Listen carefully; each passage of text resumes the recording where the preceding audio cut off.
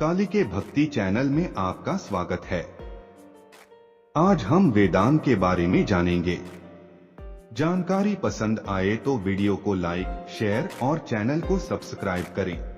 वेदांत हिंदू धर्म ग्रंथ हैं। वेदों के अर्थ को भली भांति समझने के लिए वेदांत की रचना की गई।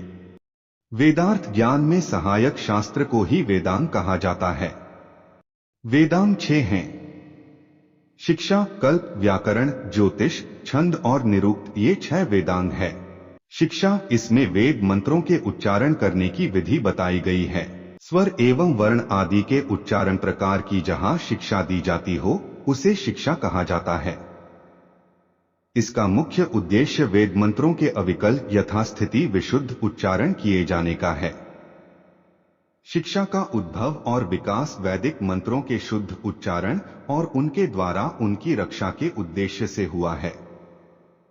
कल्प, वेदों के किस मंत्र का प्रयोग किस कर्म में करना चाहिए, इसका कथन किया गया है। इसकी 3 शाखाएं हैं: श्रौत सूत्र, गृह्य सूत्र और धर्म सूत्र। कल्प वेद प्रतिपादित कर्मों का भली भांति विचार प्रस्तुत करने वाला शास्त्र है। इसमें यज्ञ संबंधी नियम दिए गए हैं। व्याकरण, इससे प्रकृति और प्रत्यय आदि के योग से शब्दों की सिद्धि और उदात्त, अनुदात्त तथा स्वरित स्वरों की स्थिति का बोध होता है। वेदशास्त्रों का प्रयोजन जानने तथा शब्दों का यथार्थ ज्ञान हो सके अतः इसका अध्ययन आवश्यक होता है। इस संबंध में पाणिनीय व्याकरण ही वेदांत का प्रतिनिधित्व करता है। व्याकरण वेदों का मुख भी कहा जाता है। निरुक्त, वेदों में जिन शब्दों का प्रयोग जिन जिन अर्थों में किया गया है उनके उन अर्थों का निश्चयात्मक रूप से उल्लेख निरुक्त में किया गया है। इसे वेद पुरुष का कान कहा गया है। निःशेष रूप से जो कथित हो वह निरुक्त है। इसे वेद की आत्मा भी कहा गया है।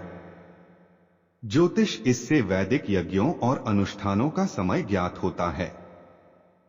यहां ज्योतिष से मतलब वेदांग ज्योतिष से है। यह वेद पुरुष का नेत्र माना जाता है। वेद यज्ञ कर्म में प्रवृत्त होते हैं और यज्ञ काल के आश्रित होते हैं तथा ज्योतिष शास्त्र से काल का ज्ञान होता है।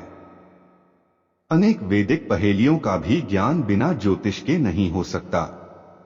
छंद, वेदों में प्रयुक्त गायत्री, उष्णिक आदि छंदों की रचना का ज्ञान छंद शास्त्र से होता है।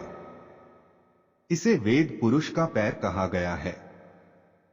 ये छंद वेदों के आवरण है। छंद नेताक्षर वाले होते हैं।